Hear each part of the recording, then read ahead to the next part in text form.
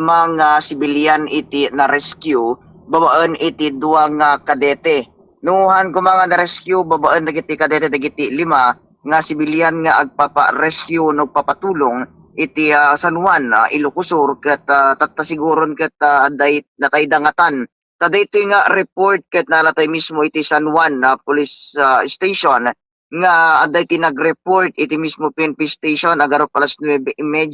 iti kalman ni Police Colonel Erwin Balignasay. Isuna iti training manager iti Regional Special Training Unit uno RSTU Camp Brigadier General Oscar M. Florendo iti syudad iti San Fernando nga napanisuna iti PNP Station iti Iliti San Juan nga report na nga ni Cadet second class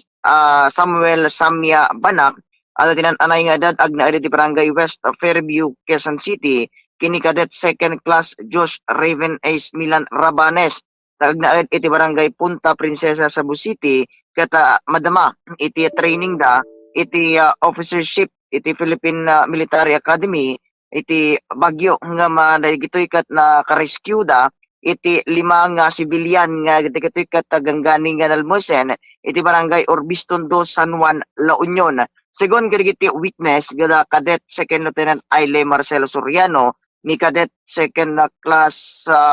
Alaysa May Beltran Bergado agarup alas 10 iti bigat iti kalman ni Cadet Second Class Banak ni Cadet Second Class Rabanes kita magmagnada iti igid iti baybay nga sakupen iti Barangay Orbiston do iti nasao nga ili idinto dagiti lima nga dagiti sibilyan nga aga didigos ket tinangay ida iti napigsa nga kuryente iti danom ket itamet nga nagpatulong da ket saktumet nga nairna dagiti duwa nga kadete ket ita nga nagrespondeda ket rescue dagiti lima nga sibilyan so dagiti kadete ket na rescue na baligimot iti panagrescue da dagiti limang sibilyan manipod iti pannakalmos da bombo martisyo kabasan reporting para sa Pambansang Radyo ng Pilipinas consistent number 1 radio station sa La Union Basta Radio Bombo.